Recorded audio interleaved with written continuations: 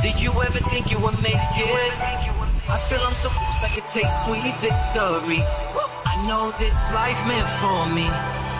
Yeah, why would you bet on Goliath when we got Bet David? Valuetainment, giving values contagious. This world of entrepreneurs, we get no value to haters. How they run, homie, look what I become. I'm the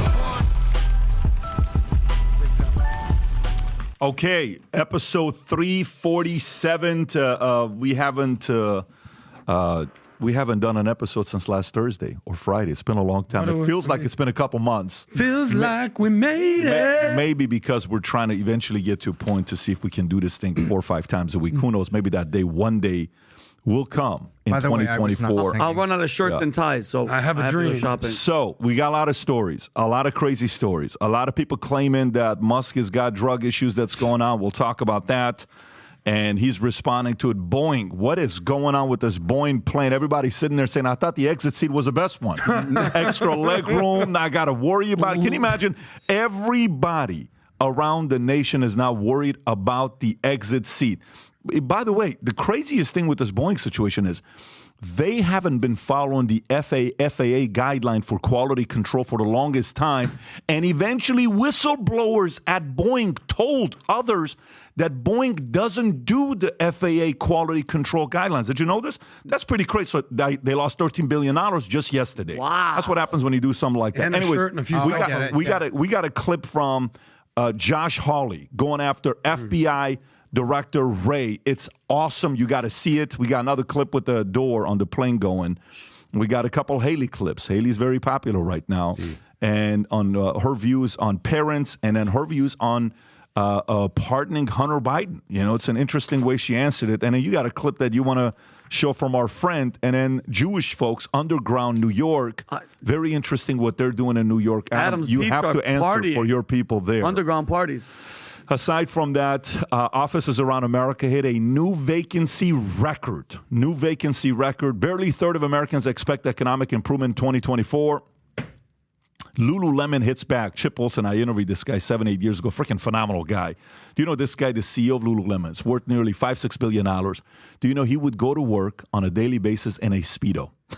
That's it. Wait. And he would walk around, literally, this is a true story, in a Speedo. Stud of a guy. He was a former swimmer. We'll talk about him. Okay. Quality. Wait. Remind me to bring up American Apparel CEO when we do that. So then Biden, apparently according to J.P. Morgan, they're predicting Biden will pull out of the presidential race. This is not Fox News. This is not CNN. This is not a podcast saying it. This is J.P. Morgan predicting that Biden's going to pull out the race. It doesn't get bigger than J.P. Morgan. $7 trillion nearly of money circulates through J.P. Morgan on a daily basis. U.S. Supreme Court to hear Donald Trump's ballot ban. We'll talk about that. MSNBC host gets emotional. Folks, if you haven't seen it, get some of the tissue ready for you because it's you're not going to show it because I don't think I could deal with it. It's worse than, I'm trying to think about like most emotional moments in movies. Notebook. It's more like emotional. when Gladiator, when Maximus sees his wife. Is it worse than it's bad? Bambi. It's like Bambi level type emotion. So when we do that, just skip that part, Vinny. It's not good for you. It's like the funny part at the end of Full Metal Jacket. Got it. Democrats question whether Biden should agree to debate Trump. Watchdog, watch this one, folks, finds 81% of all political late-night show jokes in 2023 targeted conservatives. Anyone surprised? Weird. Many college grads struggle to land jobs due to lack of preparedness. By the way, kids are showing up after college. They got their 4-year degree. They're showing up to job interviews with their parents. Can you imagine this? No, they're not. Larry, who are these people? That's hello, my mom and Miss dad. Lady. Yeah. So how good are you going to take care of my boy? Yeah. How good my little Joey? How are you going to do with this? We all know that's how I got this job. My mom showed up. She's like, listen, Mr. Bet David, he's a good boy. Truth be told, his mom did show up, but that was after he got hired. Kind of like when she used to drop you off for summer. And then my dad showed up, Tom the Biz Doc Ellsworth, my stepdad over here. By the way, thanks for putting in a good word for me. Pat McAfee stood up to ESPN and flat out called them out. Good for you. Because the week prior to that, he got shot for apologizing. So the week later, he named names. Yeah, Bill Belichick and the New England Patriots are about to get divorced. Will they? We'll see. Tiger Woods ends a 27-year partnership with Nike. Kind of wild. We'll talk about that. Joe Coy. I don't know if you watched the monologue. I know Joe Coy. Did you watch the monologue? Can I be 100 with you? Yeah. No, I did not. Okay, I was working. So if you know Joe Coy, I know you him can very stay well. knowing Joe Coy. It's the worst monologue I've ever heard. Let me say that. Okay, it was so bad that I had to go watch Ricky Gervais just for me, equilibrium, for me to be leveled off. You sent us a clip. It was terrible. Not only did Taylor Swift not find it funny, I don't think anybody found it funny. Oh, man. But it is what it is. And Ricky's monologue could have been done this year. Yeah. DeSantis, is he going to drop out of the race on January 15th? A lot of people are saying this. This is the Hill, by the way. I want to talk about and that. the Hill likes DeSantis, some of those guys there. And then we have AOC gives away the game on America's southern border crisis in a video. And then we got Michelle Obama did a podcast with Mr. Jay Shetty. And she claimed she is terrified. Oh, no. About not the movie FNAF or It. Or Leave the World Behind. Silence of the Lambs. Or Leave the But she's terrified about the 2024 election. Oh, Vinny. Dun, dun, dun, dun. Exactly. When Pat does that voice, I just get intimidated. I don't know. I do too. I'm so nervous. Never know. By the way, before we get started, yesterday we had the sickest strategy session. We were away for the last 2 days. We stayed in Miami. We had a meeting at the One Hotel. We had a 14-hour meeting yesterday. Absolutely freaking insane. Phone set aside. I am so excited about the future. By the way, just last week when we announced the Future Looks Bright initiative with the hats, I don't know how many thousands of hats were picked up last week. Some of them are going to be on back order. We're getting some new ones here. The entire premise of this year, I want everybody to confuse the living crap out of everybody in your life to sport the Future Looks Bright gear. When you go to work, when you go to your family, they say, how are you so optimistic? I'm telling you, the future looks bright. You're going to see why, because there's going to be a certain waking up of certain leaders in America and the world we've never seen before. There's a whole initiative on what we're going to be doing with that brand, with the future looks bright being all over the place. I'm excited about that. But anyways, before we get into the podcast with all these stories, let's first go to our sponsors. Go ahead, Rob. So look, I've been in the financial industry since 9/11, the day before 9/11, and I've owned stocks, bonds, mutual funds, real estate, crypto, gold, you name it, I've owned it. But the one thing that's very important part of my portfolio all these years is gold. I love having a percentage of my net worth in gold that I have access to in case of many different things. That's why we chose to work with our new sponsor, American Hartford Gold. If you have retirement funds that you cannot afford to lose, American Hartford Gold will ship physical gold or silver directly to your door. Also, if you have retirement funds that you can't afford to lose, now is the time to call American Hartford Gold, a precious metal dealer you can trust. They have the finest products, amazing customer service, and a buyback commitment. They've earned a 5-star rating from thousands of reviews and an A+ from the Better Business Bureau. Tell them I sent you, and they'll send you up to $5,000 worth of free silver on your first order. So click on the link in the description or call 866-939-6984. Again, 866-939-6984. All right, let's get right into it. First of all, let's give a quick shout out to Michigan. Yes. The national champ. It's a big deal for you. Look, my dad went to Michigan. My family's from Michigan. My family's from Detroit. I remember growing up, 1997, Charles Woodson. Everything was going on there. This has been a long time coming. Everything, all the disarray that was going on with Jim Harbaugh this year and the allegations. 15-0. They beat Ohio State this year. They beat Alabama. They beat the Pac-12 championship, Washington. Tom Brady, our boy. Tom Brady's very happy right now. So is Dave Portnoy, by the way. But shout out to Michigan Wolverines college. It was great seeing that. It was very good seeing that. Okay, so let's get right into the stories. Okay. Let's start off with a little bit of economy. Offices around America hit a new vacancy record, according to Wall Street Journal. And this number is not a number that's something to be bragging about. Here we go. Office vacancies in major U.S. cities have surged to a record high, with 19.6% of office space unleased in the fourth quarter, up from 18.8% from previous year. This marks the highest vacancy rate since 1979. Wow. That's 44 years ago. 45 years ago. According to Moody's Analytics, the overbuilding trend in the 80s and the early 90s resulted in a glut of office buildings, many of which were constructed in the 50s and the 50s through the 80s. Currently, the three major U.S. cities with the highest vacancy rate are Houston, Dallas, Austin. This is all Texas, by the way. All Texas. Shifting work habits, including the move towards working open floor plans and remote work, have contributed to the rise in office vacancies. The COVID-19 pandemic accelerated the shift, leading companies to realize they need less space, per employee. Tom. Mm-hmm. Wow. Look at this. Well, first of all, 19.6 is a national average. And so you need to step back from that. Like here in Miami, I think the office vacancy rate in Miami is under 6% right now. It's very low. A lot of companies and people have moved down here. So if you're in commercial real estate in Miami, the issue you got is probably finding homes for your clients. Texas, the issue, I know for a fact, is overbuilding. They didn't think they were overbuilding because no private equity company or a large community bank is going to say, okay, here's $1 billion to build this massive office, parking garage, and everything goes with it, and have no one there. They just got caught out by the amount of inventory they built, which means if you're thinking of moving to Texas where there's no state income tax and there's a lot of other lifestyle things, guess what? You probably get a very cost-effective, building for your team there. But the other side of it is San Francisco, which is horribly vacant. So when you see these averages, folks, always remember these are national averages. And what is the reality is that for you as a business is whatever the reality is in the town where you are or you're trying to do it. And San Francisco, everything's vacant. Miami, everything's full. And here's a question, Tom. Beautiful new buildings in Texas if you're moving there. Here's a question. Is this a permanent thing? Is this a seasonal thing? Is this something that's going to change? What will change it? Are we at a point where, a lot of these guys are starting to realize, look, maybe the real answer is the following, Tom. 20% of America is overbuilt with office buildings for current population size that we have. Is that the right way of looking at it? Meaning at 350 million people in America, 20% of office buildings are one too many, which means the next time we're going to need this much office space maybe will be when that 350 becomes 420. So, Rob, can you see if there's a math to say when will U.S. population hit 420 million? But the opposite argument to that may be by the time we get to 420 million, we're going to have such great technology and AI that 20% may go to 30%, may go to 40%. What do you think is going to be happening? So I think they've built the wrong stuff.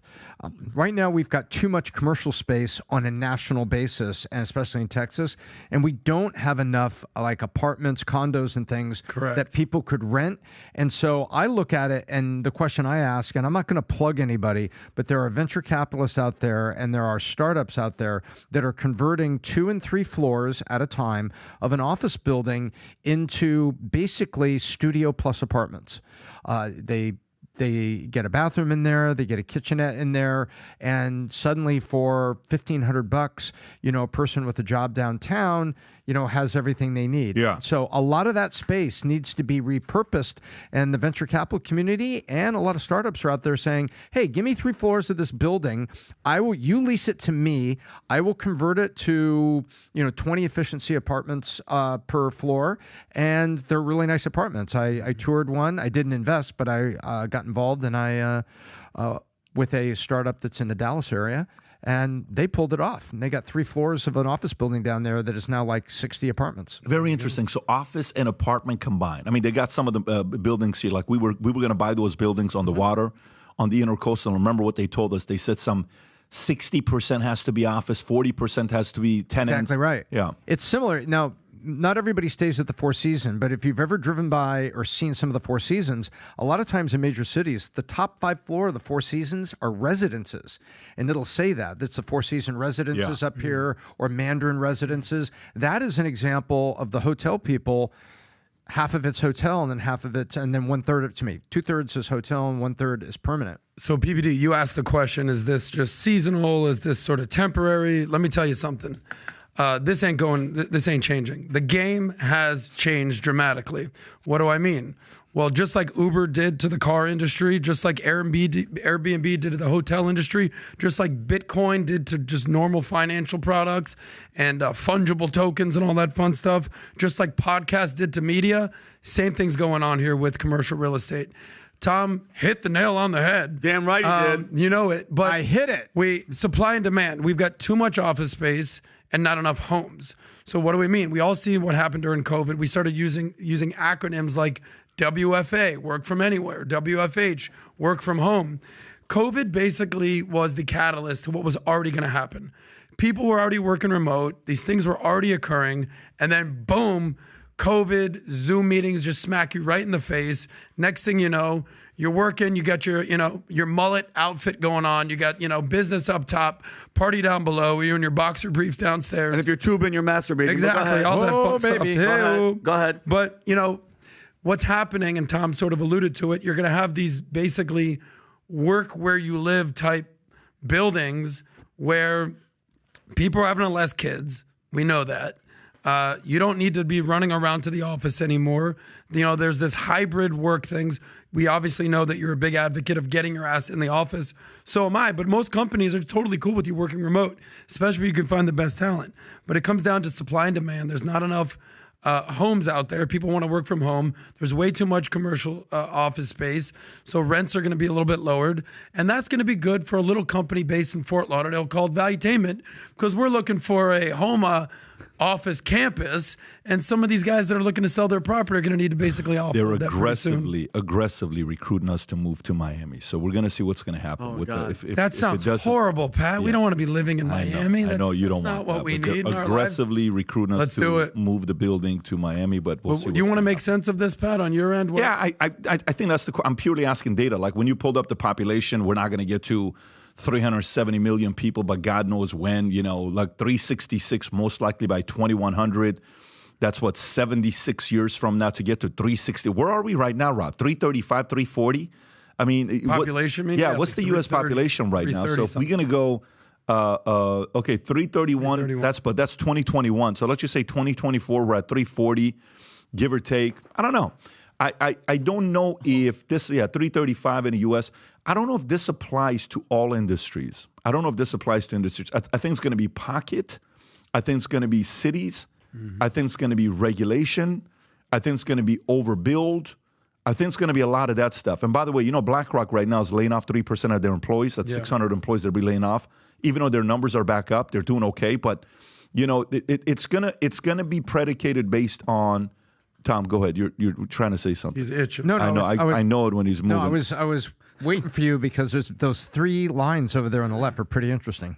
Got it. So one birth every 9 seconds, one death every 9 seconds, and one international migrant every 28 seconds. Then a question you have to ask on top of all this is, where does AI fit into all this? That's the part. Where does UBI fit into this, universal basic income? What's going to happen with all that stuff? Yeah. So again, we'll see what's going to happen there. Now, next one here is Americans are racking up more phantom debt. And if you know what phantom debt is, this whole buy now, pay later type of stuff. And that's a problem when you see how this thing actually works. So, Rob, run another poll. Again, I'm curious. I know we ran it last time. How many people have used a buy now, pay later system ever? Just buy now, pay later. BNPL. Just ask that question. Is that what it is? See what people will tell you there. So, buy now, pay later loans, which can be challenging to track, have surged in popularity with a 14% year-over-year increase during the holidays, according to Adobe data. This type of debt, often not reported to credit agencies, is referred to as phantom debt, and it could indicate that total household debt levels are higher than traditional measures suggest, warns Tim Quinlan, senior economist at Wells Fargo. Managing multiple buy now, pay later loans with different payments dates is a challenge, potentially leading to increased consumer debt. BNPL, again, buy now, pay later, could lead to an increase in consumer debt, as consumers may be more likely to take additional debt if they know they can spread out payments. A survey revealed that 42% of buy now, pay later borrowers made late payments toward those loans. Tom. Damn. Well, guess what? Remember what happened to credit card debt? It smashed the 1 trillion ceiling right at the end of September. Remember? Yeah. Went right back up. We talked about this at length. It got down a little under $500 billion during COVID, and all of a sudden it's over $1 trillion. But we also saw that wages weren't really up, and the workforce really didn't grow, dramatically. So that means those folks put them in debt for $1 trillion. And along comes BNPL. Companies saying, hey, click here, buy now, pay later. And Pat talked about this on a podcast, and he explained the difference between a hard inquiry and a soft inquiry. So it was a soft inquiry on people's credit. So it doesn't show up on the credit report yet. So they got to find a way to buy whatever it is they want to buy. So they use BNPL, where they break something into like 3-4 payments, and suddenly they're in more debt than actually their credit report reveals. So wait, just Tom, my brain, when you guys talk about money and BNP, all that crap. So you're saying that consumers are putting themselves deeper in the hole. So like, let's say I want to max out my credit card, but I still want to buy more stuff. I can do it and they let me do it, right? Yeah, BNPL, so you can do it. So it's BNP, so it's buy now, poor later. Is that what you're making? That's one way So I'm to going to look be at broke it. as shit. By the way, you little rat. I hit that nail on the head. You know the layaway concept? The layaway concept was you didn't get the product. Yeah, you have to keep paying till you have to keep paying until you get the product, which, by the way, that's great to have a layaway product. Yeah. This is like layaway product, but you get what you want up front. Why would you do that? This is like saying you're going to college, but we're going to give you the 4-year degree up front, even though it's going to take 4 years for you to really get it. But guess what? For the sake of helping you get a better job, take this 4-year degree up front. We know later on you're going to get it. What a stupid system, right? To do it. But you're hurting people hardcore, getting into more debt, as if we're not already in too much debt. You're adding even more to it, and people are using it. So they're hoping, because they're like, okay, we'll give it to you. They're hoping you start missing those payments, because once you miss a payment, what does it jump up to? No, it skyrockets. It's ridiculous. Yeah. But by the way, no surprise, America's got $1 trillion credit card debt, and 42% of the buy now, pay later that started on Black Friday has been late. Oh, weird. Rob, what's the poll look like? What a surprise. Yeah, weird, ladies and gentlemen. Okay, let's go to the next story here. Can I just add one thing? Because I didn't get a chance to weigh in on this. But we're not going to go to everybody. I don't go to Vinny every time. But if you have something real quick, go for it. Well, what we realized is that since COVID, this K-shaped economy is a real thing. You know, they talk about the difference between Wall Street and Main Street. For those of us lucky enough to know how finances work and you've saved that money, you've invested, 1%. Life's great. You know, everyone thinks, like, Vinny, we had this conversation the other day. What do you think the current inflation rate is the other day? Everyone's like 8, 12, 15. Current inflation rate is 3%, but there's a COVID hangover. So people don't realize that the economy has gotten better, but for people at the top.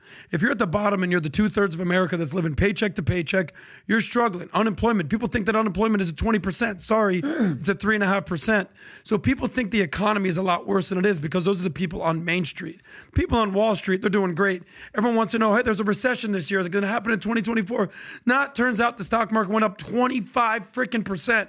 Meanwhile, you have the people living paycheck to paycheck. I just did a video across the street at this Amscot. You familiar with that? Yeah. Where it's the payday loans. Oh, that's the worst Where are the place. money people? I went in there. I'm like, hey, if you want to get your money absolutely wrecked, come visit here us at Amscot.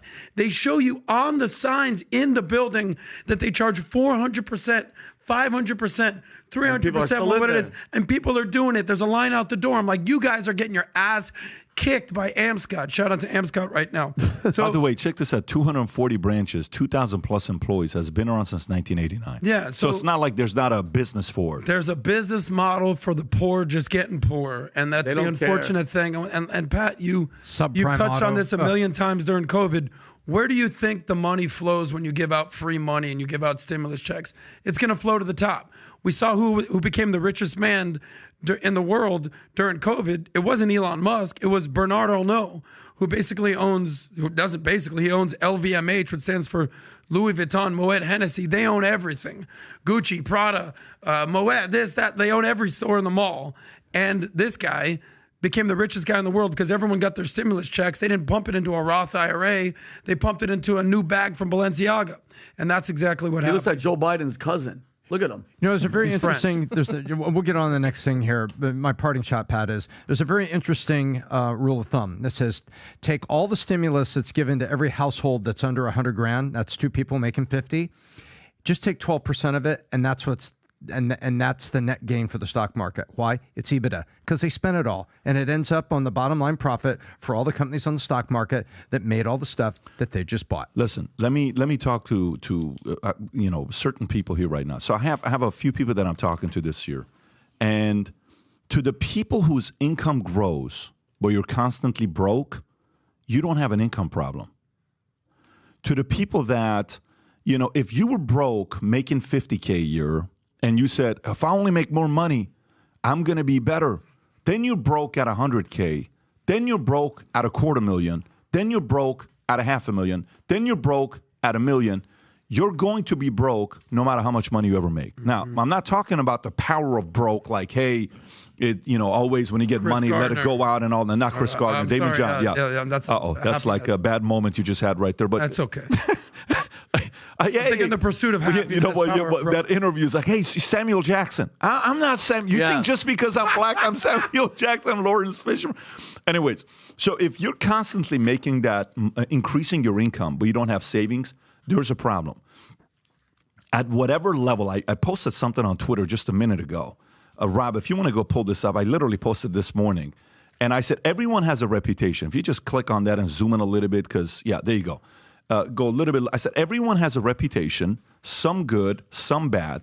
Your actions determine your reputation in the marketplace. New Year's Eve, 2002, I'm at In-N-Out Burger in Universal Studios, literally in the backside with another guy that we split the In-N-Out Burger, and we got water with lemon and sweetened loaf. You know why? Because that's called lemonade. And we split the double-double. He gets one, he gets half, I get half. And what's the Ryan Seacrest is doing the 10, 9, 8, 7, 6, 5, 4, 3, 2, 1. Yeah. Then I'm sitting there saying, what a freaking shitty way to go into a new year, okay? Going through a bad breakup. I got not a penny to my name. I'm $49,000 in debt. Life sucks. I'm asking God, I'm talking to myself, do I go back and join the Army? Is that what I do? Do I just go back and do 20 years? Because I've already done 2.5 years with a little bit of reserve, which means I got probably 5 years. I only need to do 15 more years. What do I do there? And then I made, in my mind, I'm like, what's your reputation? Because my dad would say, you're this, your dad, you're that. I made a list of reputation that I had in the marketplace. Out of everything I wrote down, I wanted my new reputation to be, and it came down to one thing. I wanted the new reputation to be, whatever Pat says he's going to do, it's going to get done. I wanted my word to cash my many big checks, and it was going to take a bold, new reputation. I wanted to bring confidence in the people who believed in me and put the fear of God in those who didn't. I know it sounds a bit dark, but that's me. It was the hardest reputation to build because the pressure that it comes with. But just like shooting free throws, the percentage of things getting done kept increasing higher and higher and higher. We have a big vision with a ton of work to do, but the reputation of getting things done got started back in 2002. If you allow a reputation to linger around, it eventually becomes a permanent reputation. You know your reputation. You know who you are. No matter how much you make yourself feel good about your reputation, your actions have caused you the reputation that you currently have today, but you can choose to change that now. Never let the world dictate your reputation. If you do, they'll own you forever. Future looks bright. What's the point here? I don't care how much money you make. Start saving money. You going out to the party? I'm not coming. We're going out to the club Saturday night? Dude, I'm not coming. We're going to go over here? Dude, I'm not coming. We're going to go do this? I'm not coming. Save, invest, save. Your income goes up, don't change your lifestyle. Your income goes up, don't change your lifestyle. Your income goes up, don't change your lifestyle. Let your income increase 2, 3, 4, 5 times before you dramatically change your lifestyle. Mm-hmm. If you can afford to live in $1 million home, live in a $500,000 home. Mm-hmm. If you can afford to live in a $3 million home, live in $1 million home. If you can afford to live in a $10 million home, live in a $2 million home. And then all of a sudden, boom, you're like, man, this pillow got softer. I sleep better right now. I feel better. Mm-hmm. What the hell just happened all of a sudden? Because you made better decisions. So some people have an income problem, fine, but most people don't have an income problem. Most people have a saving and a spending problem that's haunting them. And when you are in debt and you're owing everybody money, you are just not in a good, weak place. You don't do husband better. You don't do friend better. You don't do business better. You don't do any of that stuff better. So that's my biggest thing when we're talking about buy now, pay later. Don't fall for all these bullshit gimmick traps that all these other guys are selling you. Just because everybody else is doing BNPL, whatever it's called, you don't need to fall for that trap. You go increase your market value, think about your vision long-term, what you want your life to look like, what you want your dreams to look like, and then make better decisions. One day you'll wake up and everyone's going to say, wait a minute, what happened to you, bro? How are you living this life? Bro, because all those 97 times you invited me to go smoke weed and party and do all that shit, I said no to you. That's what happened. Mm-hmm. And you went, okay? It's that simple. So we just have to make better decisions and not fall for this crap. When I see this number here, 3,400 people voted. 28% did a buy now, pay later. What's 28% on 3,400? That's about 1,000 people, right? Give or take, have done BNPL. Make a decision, guys. Don't do it. Do not fall for it. Anyways, let's go to the next story. Lululemon hits back at founder anti-DEI comments. Lululemon hits back at the founder's anti-DEI comments. They do not reflect our company's views. Look at this company. They do not reflect our company's views. You are your founder's company. What do you mean they do not reflect our company's views? Your founder started your company. Can you imagine how dumb it is for you to say what you just... Do you understand what they're saying? Of course. Lululemon hits back at the founder. If it wasn't for the founder, there is no Lululemon. You know... it's basically what's happening in America today. We don't endorse what our founding fathers of America basically tried to make here in America. They were here way before you and I were here. Exactly. America matters way more than you and I do. They start this great country. Lululemon distanced itself from its founder, Chip Wilson's recent criticism of the company's diversity and inclusion efforts. Wilson has stated they're trying to become like the Gap, everything to everybody. You've got to be clear that you don't want certain customers coming in. What a powerful statement. The company issued a statement clarifying that Wilson's comments do not represent Lululemon's views or beliefs. They highlighted that Wilson had no involvement with the company since his resignation from the board in 2015. Wilson, known for previous controversial remarks, also criticized some of the models used in Lululemon's advertising campaigns as sickly, unhealthy, and not inspirational, according to Forbes. Look, as they always say, you try to please everybody, you please nobody. And this is exactly what's happening here. It's so upsetting. You're founder of multiple companies, PBD.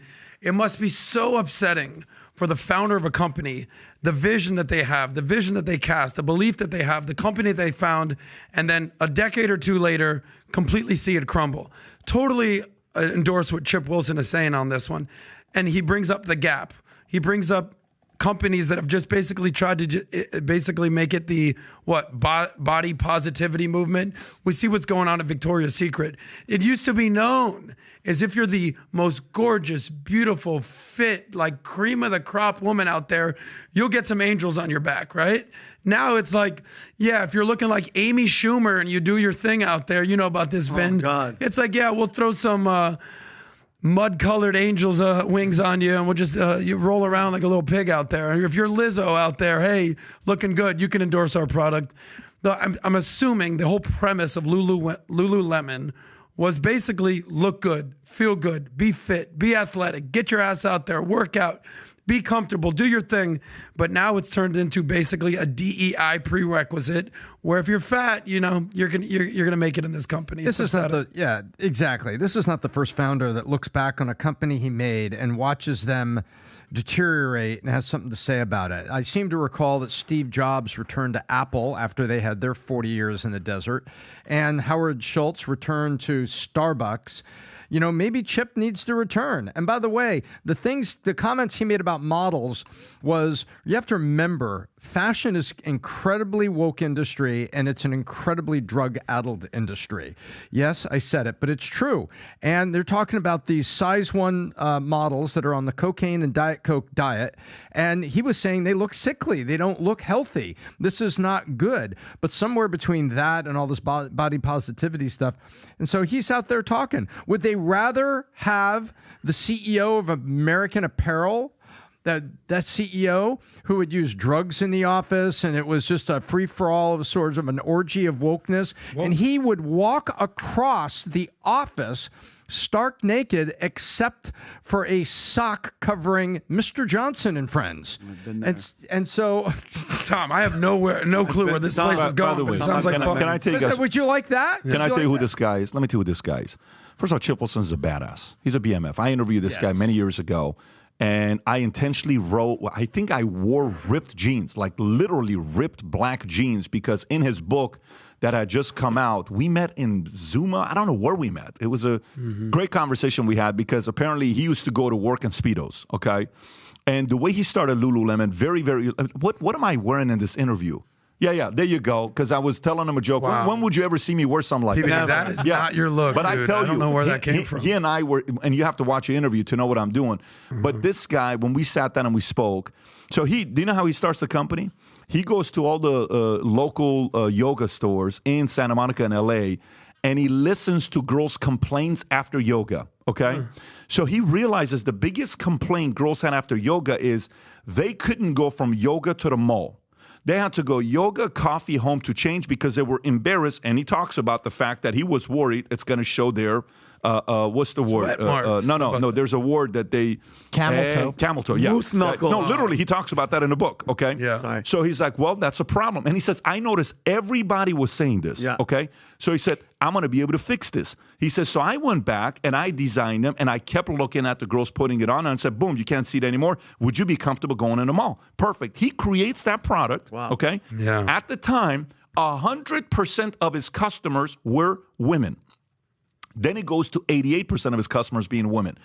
The name he comes up with, he says, the reason why I chose the name L because I noticed Japanese people couldn't pronounce the word L. And it was a joke to him. This guy's a little bit of a joke prankster type of a guy, just so you know that. He said, so here's a story by him. If you go to 8 Outrageous Remarks by Lululemon founder Chip Wilson, this is our kind of a guy, by the way. Where's he from, Pat, originally? I don't know where he's from. But, dude, I was with him. His family was there. They were all laughing, having a good time. Well, you could tell this guy enjoys his life. Fun guy. Okay, so let me read this to you. Wilson once claimed that smoking and birth control pills led to high divorce rates, okay? So that pissed a lot of people off. 2, he once said he chose to call his company Lululemon because he thought it was funny that Japanese people couldn't pronounce the letter L. So he said it was so funny to watch them try to say it. He says, because of that, I named my company Lululemon. Wilson is an avid fan of Ayn Rand and stated printing the phrase, who is John Galt, on the company's bags in November of 2011 without his CEO knowing about it. Like, this is that guy, okay? So then he takes the company, realizes most of them are women. You know what he ends up doing? Can you type in right now Lululemon? What percentage of Lululemon customers are women versus men, okay? I want to say the number he brought down from 100% to 88% to today's like 1/3, 2/3. Yeah, check that out. A third of the customer are men. Wearing those Would pants? you have ever thought about it? No. Think about, when you think about Lululemon, you don't think about women, right? You don't think about men, you think about women. A third of his customers in 2020, let alone today. So these guys were able to get both men and women. There's a reason why he's worth $7 billion. This guy's a bad-ass guy. Respect to Chip. We need more Chips in America to create jobs. A behemoth of a company he built, and he's worth $7 billion. And these clowns are saying our founders' comments doesn't reflect what we stand for as a company. Let me get this straight. He gave the company the name. He came up with the ideas for women, for yoga. He did all that stuff, and you don't value what the founder said. You know how comical and foolish this sounds? This is the same exact thing where these magazines like Forbes, that were once the best magazine for every capitalist in America. Now the writers are a Columbia grad journalist, bullshit, liberal left, can't stand capitalists, can't stand business people, is now telling business people how bad capitalist is, how bad these money people are. That's what happens to the brand eventually and loses its control. Hopefully that doesn't happen to Lululemon. But all I'm saying right now, if you've never met this man, if you've never spent time with this man, go study his book. Study him. He's an absolute stud of a guy on how he built this incredible brand. And I hope they don't ruin this incredible brand Chip Wilson built out there. Anyways, let's go to the next story. Good for Chip, by the way. We need more Chips in the world. Okay, next. Which one do you want to get? Let's go to Elon Musk and drugs. Here we go. I don't know what that transition is, but that's what we're going right now. That's what people want to talk about. Here we go. Love it. Elon Musk has used illegal drugs, worrying leaders at Tesla and SpaceX. This is a Wall Street Journal story. Elon Musk's alleged illegal drug use includes LSD, cocaine, ecstasy, and ketamine, often at private parties with non-disclosure agreements. He has even taken illegal drugs with current SpaceX and former Tesla board member Steve Jurvetson. Musk's drug use raises concerns about violating federal policies, potentially jeopardizing SpaceX's government contracts and breaking company policies at both SpaceX and Tesla. Some Tesla board members have discussed their worries about his drug consumption informally, and his actions have previously led to an SEC investigation, while some speculate that Musk's unusual behavior could be linked to drug use. Others attributed to factors like his consistent lack of sleep and mental health challenges. Vinny. Okay, let's just take a step back. Okay, always look at those words, allegedly. Okay, and this is another hit piece, just like they tried with him being anti-Semitic. Just about him back in the day with all women. It's It's long story short, they're trying to destroy him because he bought the only forum that we could have free speech. And you know what? Let's be honest. You know why he's a huge threat? What year is this year? This is election year. Yes. So guess what? Think about it. Last presidential election, who owned Twitter? Who was it? Jack Dorsey. Right. Right? And what happened?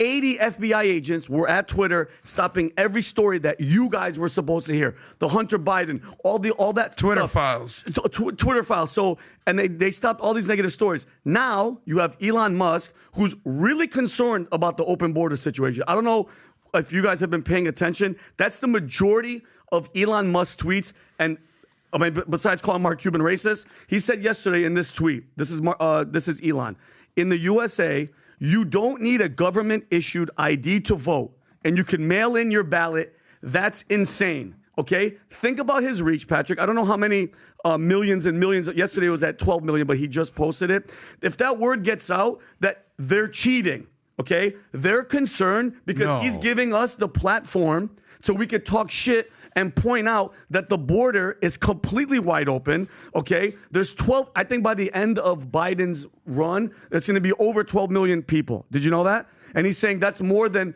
the last 3 presidencies combined of immigration. So you think about it, and mind you, Pat, it's not like, where's it at? 38 million, almost 39 million people are seeing this, okay? Then think about how this goes down. Then you see people like AOC, okay, that complete moron. She's on the Daily Show, which is basically unwatchable, unfunny. It's the worst show. You know what she's saying with the solving to this whole document them. Yeah, she goes, not the wall, just let everybody in, but document them. Do you have that clip, Ron? Because I want to show you I want to show you 2 things. Listen to what she says. Ready for this? Listen to this. This is who? This is AOC talking about the border. Back up a little bit. Go for it. Here we go. Yeah. From all parts of the political spectrum, one of the biggest issues that we have when it comes to immigration is the fact that we have an undocumented population. Mm-hmm. Now, you can fix that by trying to build a wall, or you can fix that by trying to document people and create a path to citizenship.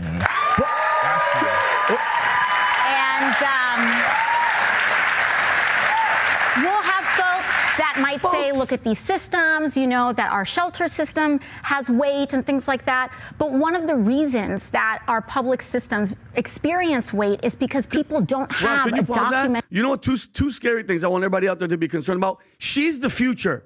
She's the future of the Democratic Party because people will vote for her to be president. The second thing that really scares me, did you hear that audience response?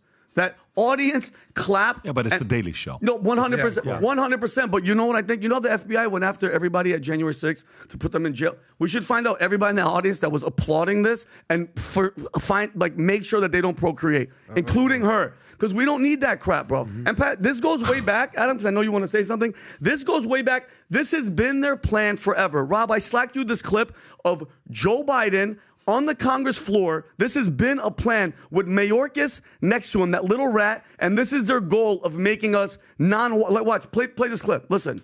An unrelenting stream of immigration. Unrelenting. Non-stop. Yeah, it's happening, you piece of shit. Look. Folks like me who were Caucasian of European descent, for the first time in 2017, will be in an absolute minority. Look at Mayorkas. Look at that rat. Absolute minority. Fewer than 50% of the people in America from then and on. It's a plan. Will be white European stock. Yeah. That's not a bad thing. Yeah. That's a source of our strength. Yeah. So think about this. Elon, he does this with women. He's allegedly doing drugs. He hates Jewish people. Anything to knock him down, to get rid of him, because he's letting us see shit like this on X, Pat. 1,000%, he's the threat. Tom, what do you think? I mean, guys, I get what you're saying. And by the way, for AOC, it's a brilliant strategy for the left, what they're doing. You got to give them credit on how awesome of a strategy it is to let this many people come in, more in one administration than the last 3 combined, and then you convert them and give them a path to citizenship. And 65% of them are voting to the left. So if you're a gambling man, the house is on you. You are the house. You're winning. Your odds of winning that bet is on you. Yeah. Than the other side, right? But go back to the Elon Musk story. Yeah. Okay. On the Elon Musk story, this isn't some Daily Mail, or this isn't some, Media Matters. They're just like, this is a Wall Street Journal. And by the way, when they interview the person, they're like, you can't write and says, listen, our sources are very credible that this is actually happening. This is not like we're winging it here. And then they asked the lady from Wall Street Journal, and they said, so, what does this mean when it comes down to Tesla, guidelines, drugs? He says, well, Tesla has guidelines that you can't be using drugs. A lot of these companies that he works for do the same things apply to him. It does. And then how about the contracts that you're getting from, NASA and the government contracts, all this stuff? Same exact thing. So now to Elon's defense, he's coming out saying, I've been drug tested every single time since, what do you call it? The Rogan podcast when he did, and they've been drug testing him. So, is it true or not, Tom? What do you think when you hear a story like this? You've spent some time with some of these folks, creative folks in Silicon Valley that, they feel maybe there's an edge when you're taking this. Steve Jobs has made certain comments about LSD. What are your thoughts about the credibility of this story?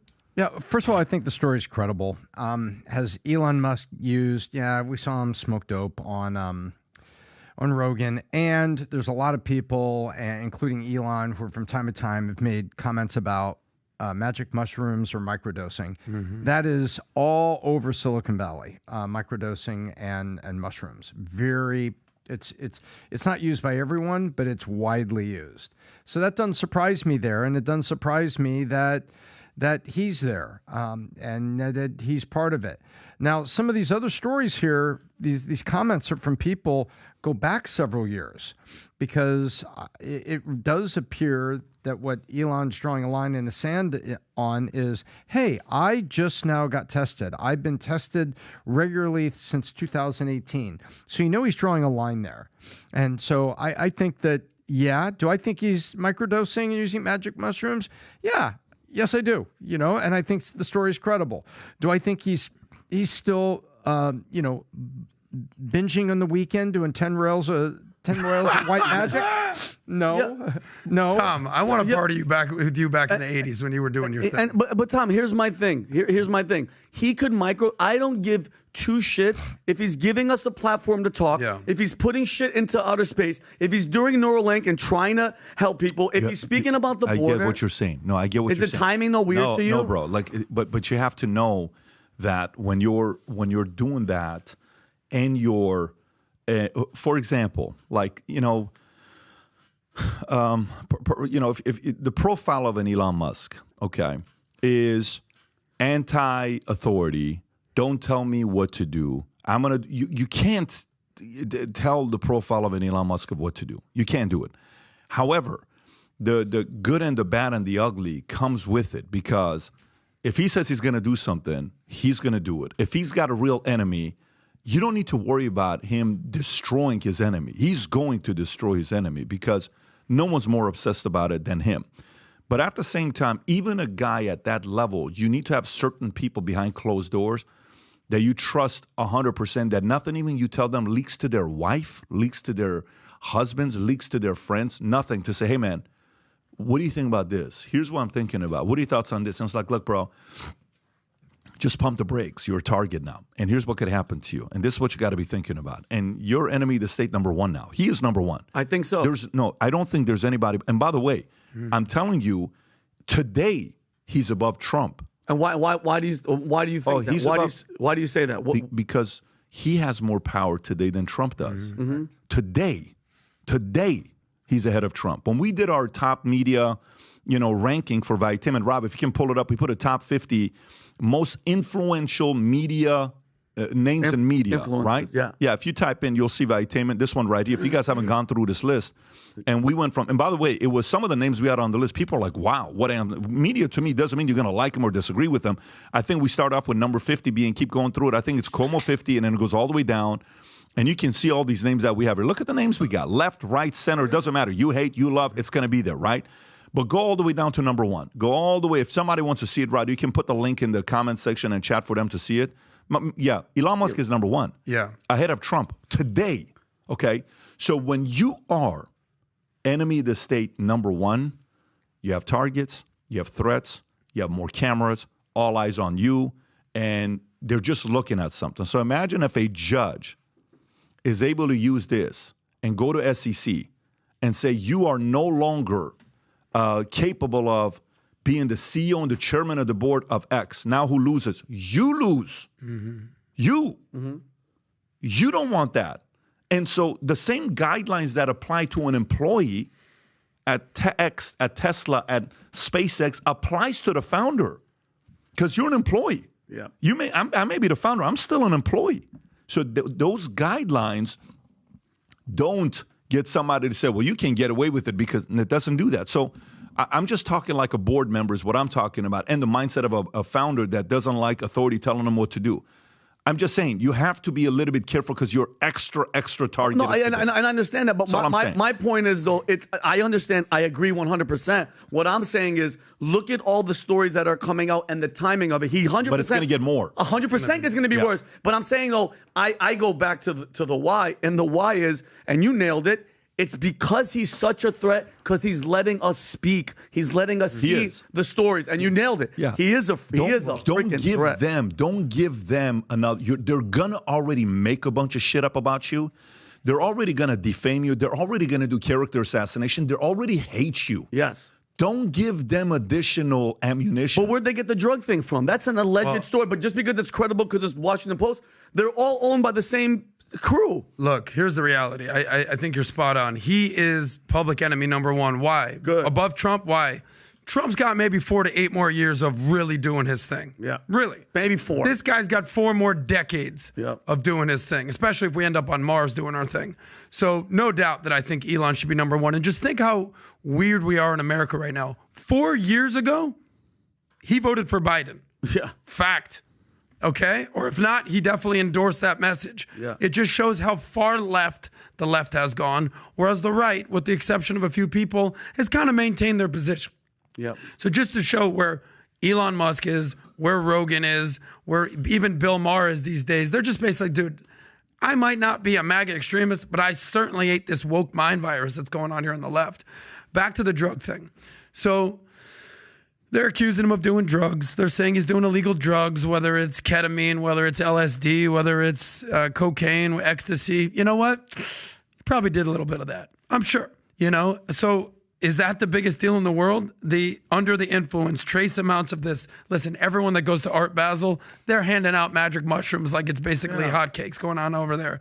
Is it concerning? Not to me, because there's a difference between recreational drugs and actually being an addict. Okay? To be clear, if doing drugs recreationally made you the richest man in the world, sign me up for Elon's plan.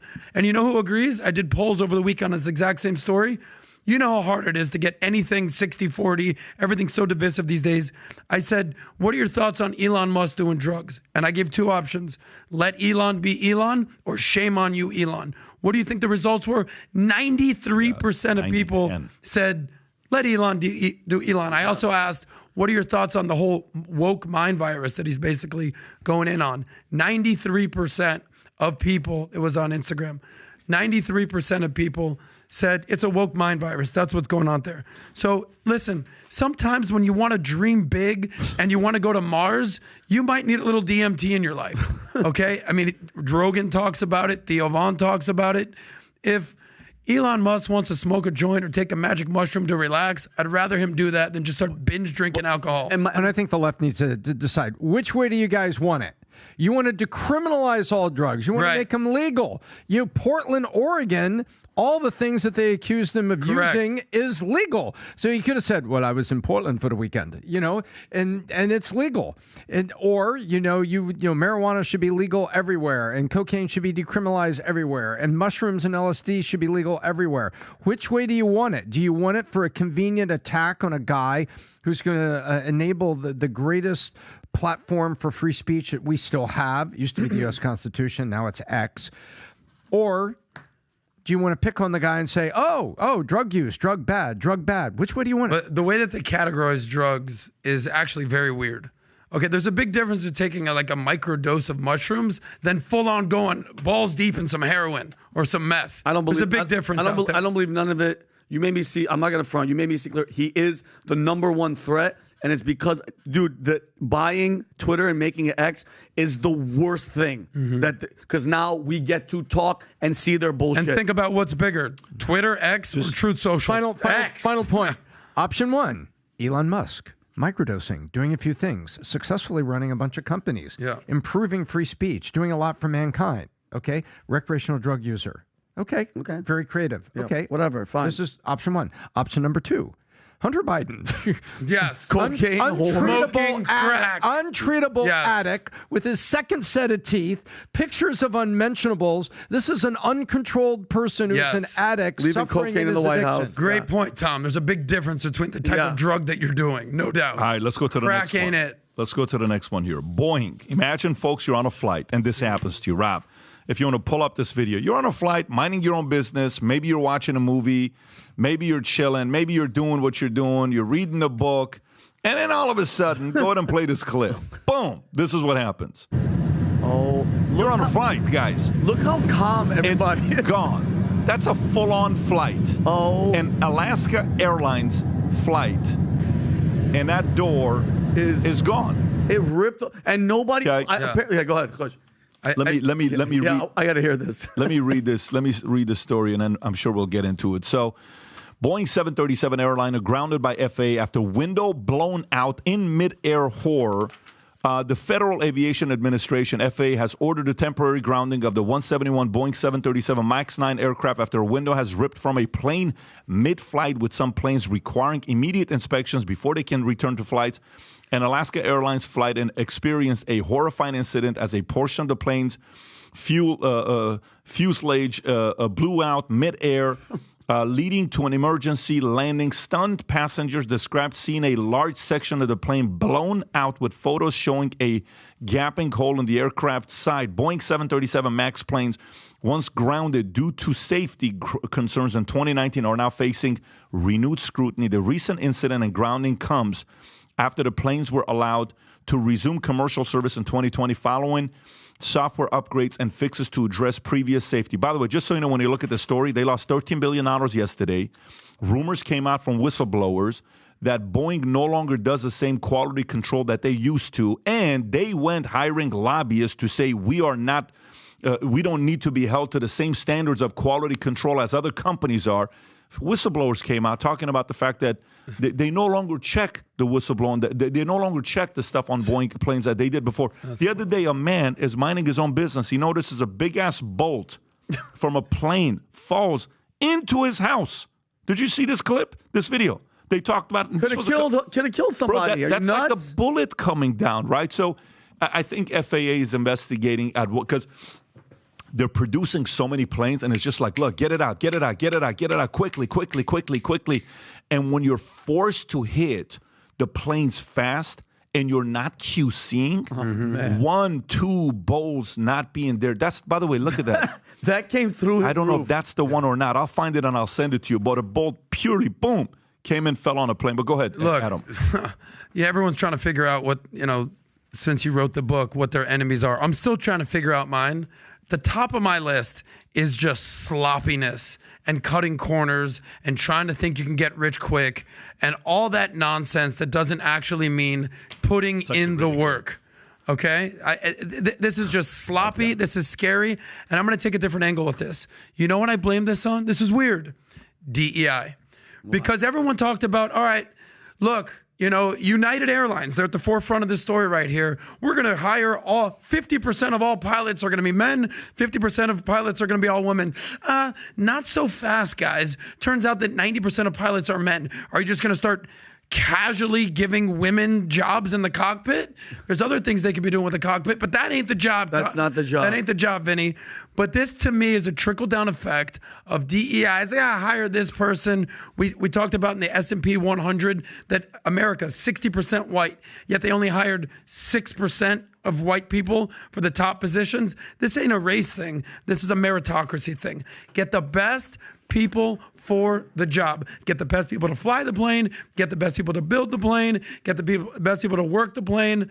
enough with the DEI nonsense. We've seen how basically the sham that is.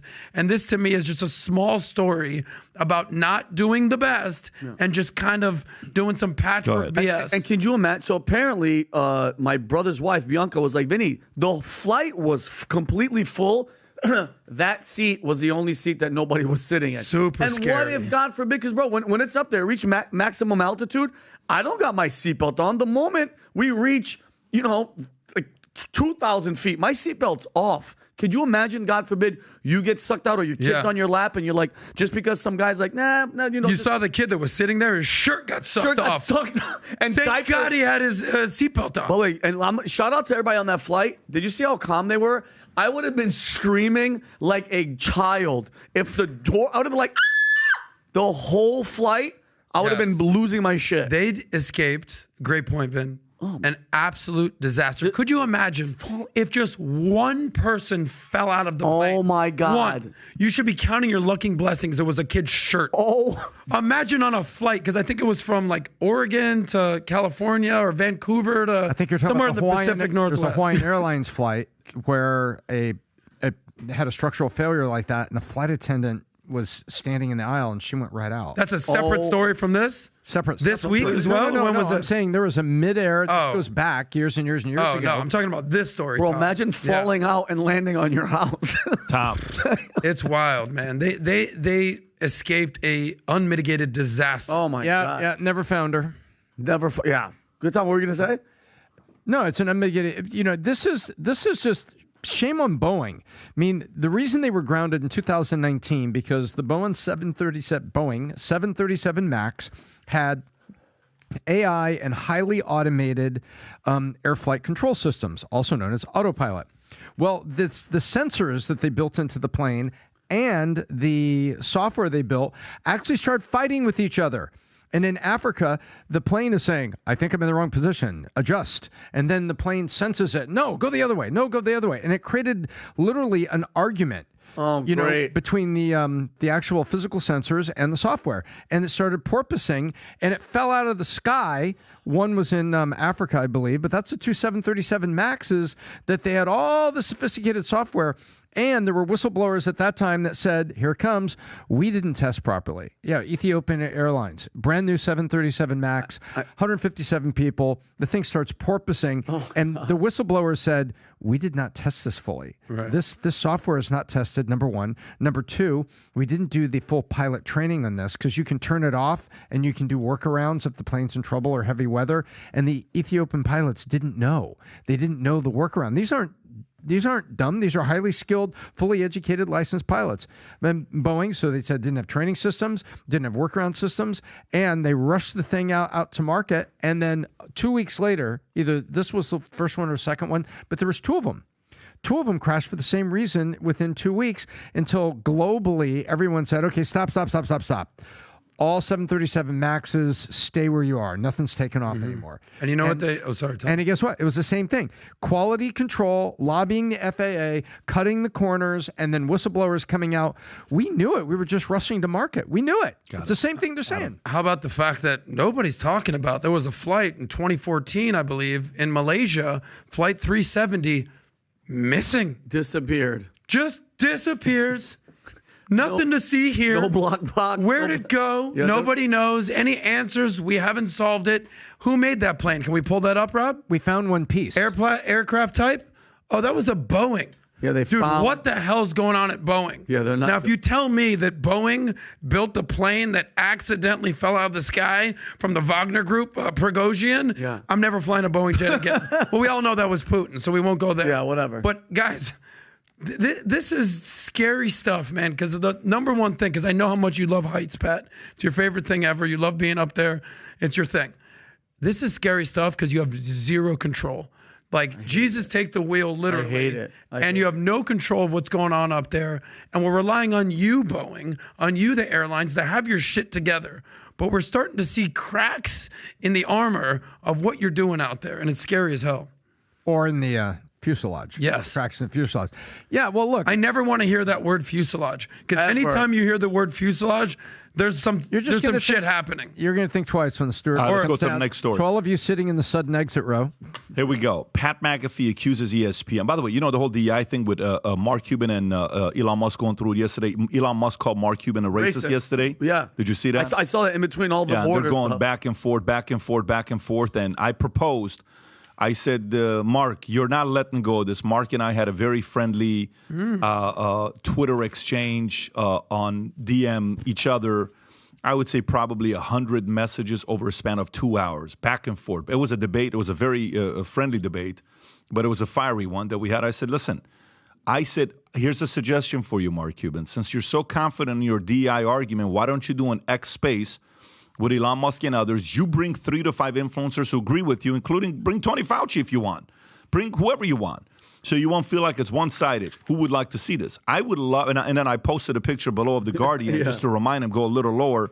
The Dallas Mavericks are consistently the whitest team in a black league, 15 out of 21 years. Did he respond to that? No, he hasn't responded to that. He responded to that in DM, but he didn't respond to that on public. And he and I spoke about it. So I'd love to see a Twitter space with Mark Cuban on DEI. And I'll talk about that later. A little bit more. I feel like PBD's got something things. to say. Yeah. Pat McAfee accuses ESPN executive of sabotaging his show. Here we go, Pat. This is what happens when you go to a company like Disney, a.k.a. ESPN. You are dealing with DEI scores that you got to be careful with. Pat McAfee, the sports talk sensation known for his YouTube show, has accused ESPN executive Norby Williamson of purposefully undermining his show by leaking false information to the media. McAfee specifically pointed to Williamson as the one trying to sabotage the program, stating more specifically, I believe Norby Williamson is the guy who was attempting to sabotage. Do you have this clip, Rap? Is attempting to sabotage our program. McAfee, who was known for his outspoken and sometimes controversial style, recently faced backlash with a guest. Aaron Rodgers made controversial comments related to Jimmy Kimmel and Jeffrey Epstein. McAfee later apologized for the incident. Additionally, concerns arose about McAfee's TV ratings being lower than his lead-in, raising questions about the reported $85 million contract ESPN has with him. So think about the games they're playing there. Rob, if you have that clip, go ahead and play it. I don't know if this is it. We're very appreciative, and we understand that more people are watching this show than ever before. We're very thankful for the ESPN folks being very hospitable. Now, there are some people actively trying to sabotage us from within ESPN. Funny. More specifically, I believe Norby Williamson is the guy who is attempting to sabotage our program. I'm not 100% sure.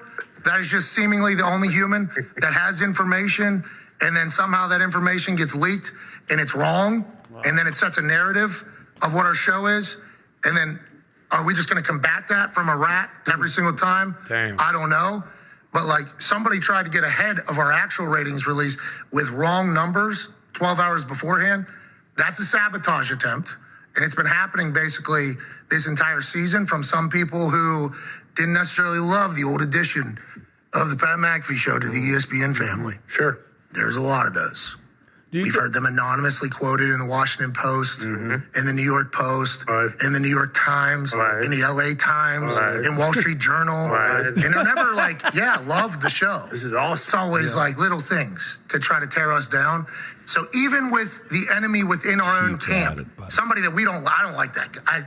That guy left me in his office for 45 minutes, no-showed me in 2018. So this guy has had zero respect for me. And in return, same thing back to him for a long time. So even with that taking place and potential PR, we're still growing somehow. Yep. Positive. So we're very thankful. I love it, Pat McAfee. But my question to you is, though, as a business guy, like, so you think, because I don't know, you think it's smart for him to air out, what, is that guy a producer? The guy he's talking about? He's an executive. Is that smart to do that to him about an here's what I'll say to this, thing? bro. No, it's not. It's not about. It's a great question you're asking. Yeah, it's not smart for him to air out. But remember, He's the guy that doesn't want him here. So imagine I want you at Valuetainment. Yes. You're here because I want you. Yep. You know I believe in you. You know I'm a fan of yours. Matter of fact, yesterday while we're doing our meeting during lunch, I showed a video of you. Oh, God. When you were the protest stripper? Protest stripper. I showed that clip, and I'm sitting there saying, we're cracking up, laughing. We're watching clips of you, okay? My kids watch clips of you. Not that one. But then, no, not that one. But imagine if all of a sudden one guy within the organization hates you. Okay. In Valuetainment. And is sabotaging and bringing me stuff to say that you suck. And you had a meeting with him 5 years ago, and you for 45 minutes, you're standing there, absolute disrespect, insult, straight up doing that. Okay. So the company knows McAfee's a stud. The company knows McAfee can bring numbers in. But this guy doesn't, and he wants to sabotage your success. Yeah. You have beef with him. So for Pat McAfee, though, here's the issue. Guess what, Pat? Why are you surprised? You chose to go to a DEI organization. You chose to go to an ESG organization. You chose to go to Disney. You chose to go to ESPN. You knew you were going to get this, right? You knew this was going to happen to you. This is not going to happen at Barstool. This is not going to happen at Spotify. This is not going to happen if you're independently kicking some ass. But it is going to happen if you choose to go to an organization like that. And by the way, this will be just the beginning. It's not going to get any less, okay? Do not think for a moment they're not calling them from the top saying, well, listen, you can't ever make a comment like that about Jimmy Kimmel, and you better call and apologize. Publicly. You think Pat McAfee did that because they didn't call him and tell him you better apologize to Jimmy Kimmel, and Jimmy Kimmel coming 100%. back and the most viral tweet of that week with 100 million views? Of course you better believe. But you chose to go to it's like you right now choosing to take your talent and going to SNL? Not SNL. Where? No. You choosing to take your talent and go to I'm trying to see pick one, man. Fox News. Not Fox News. You're choosing to go to MSNBC. Oh, okay. God. Me? And you're gonna, but then, and you're surprised that people are backstabbing. Oh, yeah. Why are you surprised? Yeah, You're calling me saying you won't believe how they're treating me, Vinny. Why are you surprised? Yeah, you went to MSNBC. You went to a place that they know who There's I only am. one way of thinking. There can't be debate. There can't be discourse. It's only their way of thinking. Tom. Look, ESPN is dying. I'll say it again. ESPN is dying. They're not in a growth mode. They're in an adjustment mode. Bob Iger was walking around at the Allen and Company conference, earlier, last year, where they all get together, media confab, and he was unable to have any we're looking at strategic alternatives. Translated, will somebody please buy this bitch off me? Right? That's what it's all about. And the same thing, by the way, the same thing happened for Zaz, who was walking around, saying, hey, do you want to buy a copy watch or CNN? Opening up his lapel to display it. Yeah, come on. Okay. So here's what's happening. Bureaucrats like this guy, are getting points for saving money at ESPN. So everybody's going to be trying to do it a different way. Everybody's trying to cut costs. Somewhere, someone thought it was a good idea to bring him on and to bring ratings and everything. But guess what? Inside corporate America, these aren't founders. These are people with positions.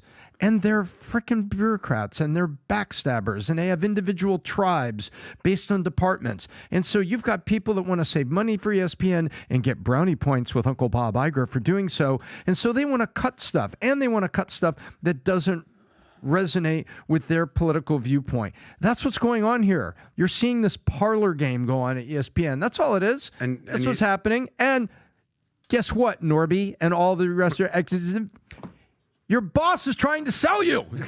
Well, here's the deal. What I know about Pat McAfee, if that guy's wearing sleeves on TV, he means business. Yeah. Because that guy has never worn a sleeve on TV in the history of his show. All he wears is cut-off T-shirts or wife beaters, okay? That's all he wears. So I think he's trying to step his game up. I think he gave a shout-out to our buddy who was at the Soho House party for dressing him up in suits. You know that guy? But Pat, you played in the NFL. You were a sick punter. Welcome to the big leagues, buddy. It's a different level. You're dealing with a lot of different accountability and a lot of different personalities when you go from being just an independent podcast type of place to going to ESPN, right? Who owns ESPN? That's not the Disney? big leagues, though, but that's not the big leagues. You don't think ESPN's the big league? No, it's not the big leagues. Not anymore. No, not to. But what's bigger than ESPN? Wait. I don't know what the hell you're saying. You're saying he wasn't big leagues and then he goes to ESPN, and ESPN is big league?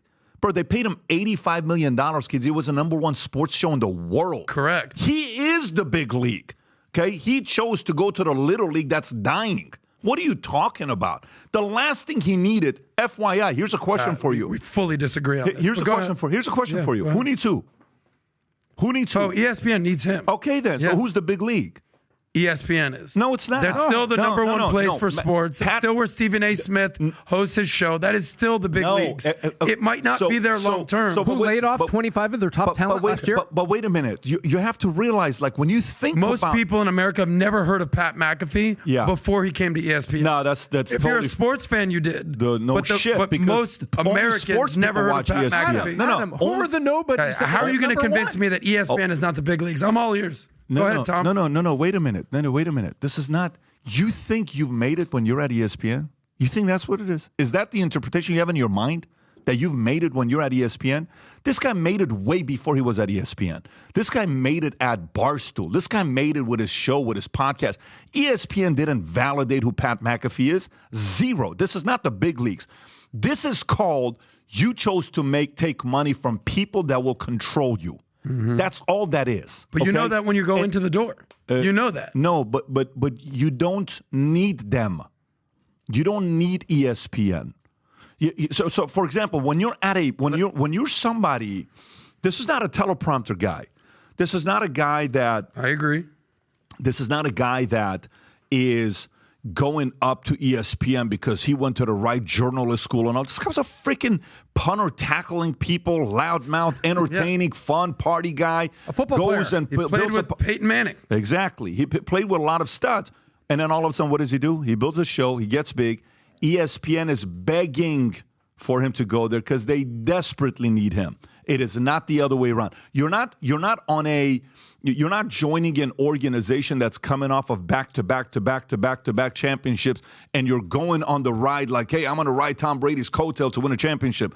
ESPN is not that organization. You're going to a place that's been coming off of losses after losses after losses in the recent years, and you're joining them. When you join an organization that's dying, you're going there because they're hoping you save them.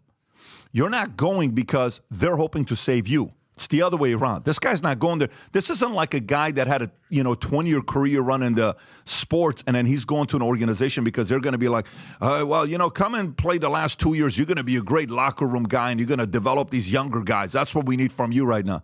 Now, bro, I'm on my prime. I'm killing it. I'm number one in the world is who I am. That's Pat McAfee. You want me? Pay up. But the mistake he made, Pat, which I think is a big mistake he made the mistake thinking whoever sold him that there's not going to be, you cannot have a Aaron Rodgers calling out a guy that forced the entire country to take the vaccine or else, and the late night host taking shots at him. That's the mistake he made. He teamed up with the wrong organization. I want you to respond.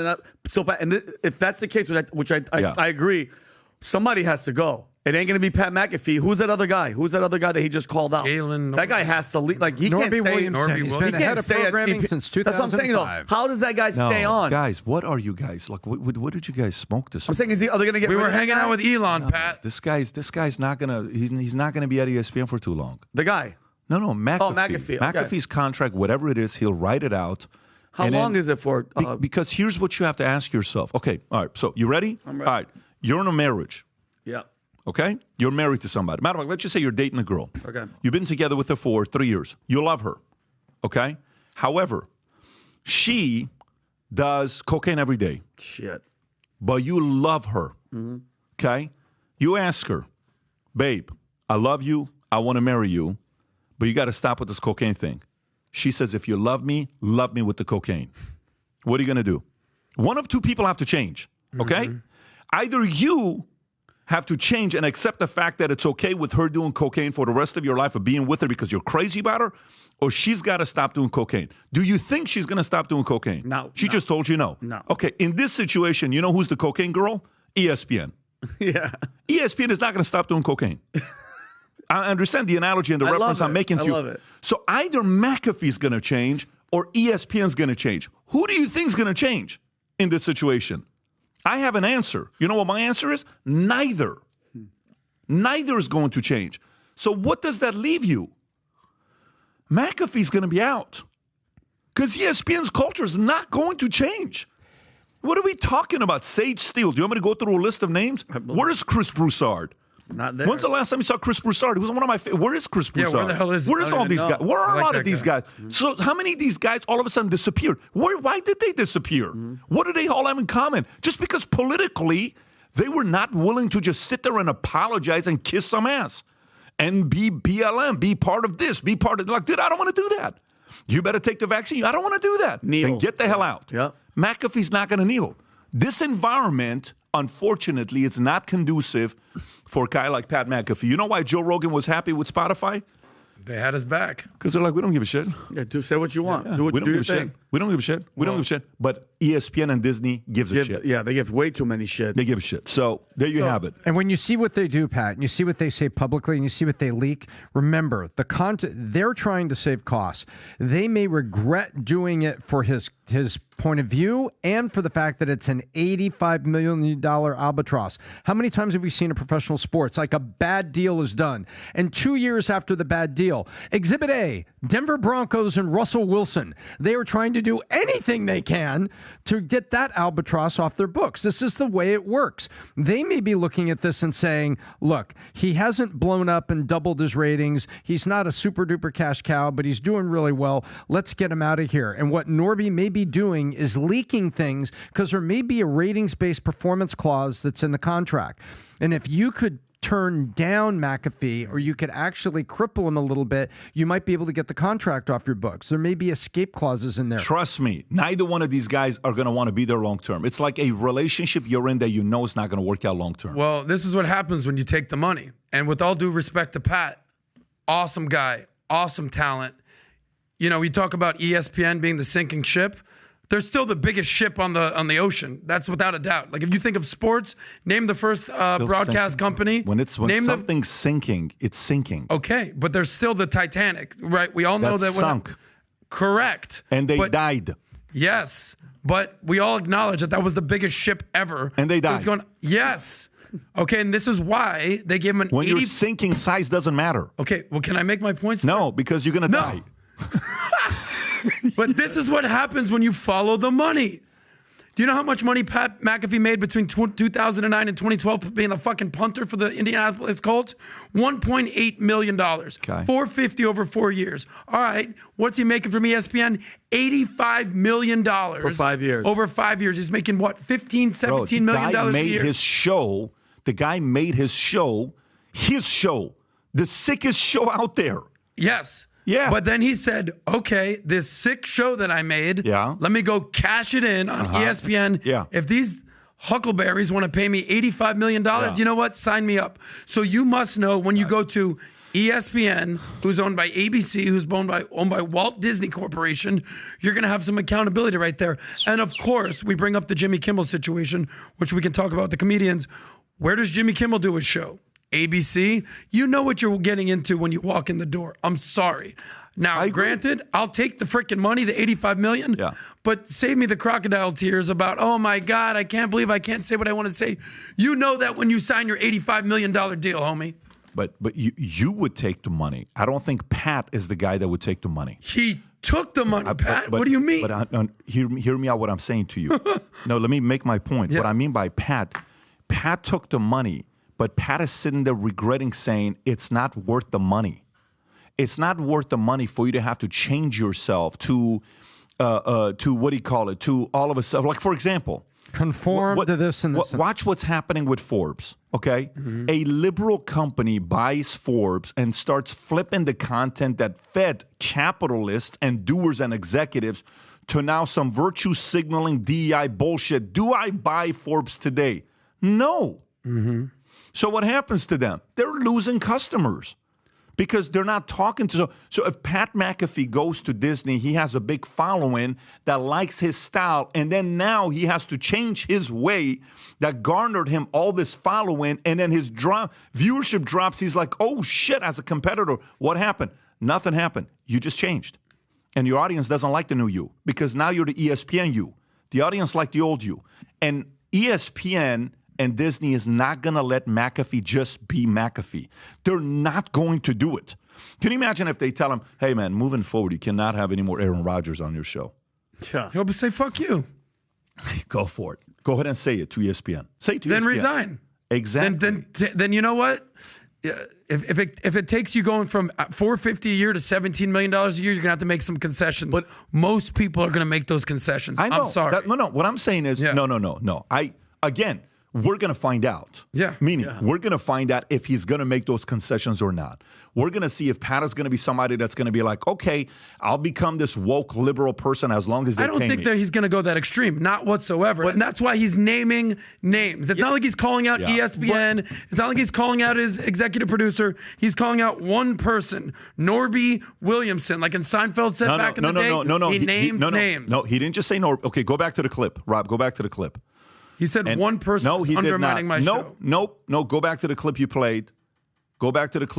He did not say one person. He named one name. Nope. He did not just mention one name. Listen to words. Okay. English is not my first language, but listen to what he says. Fast forward 30 seconds into it.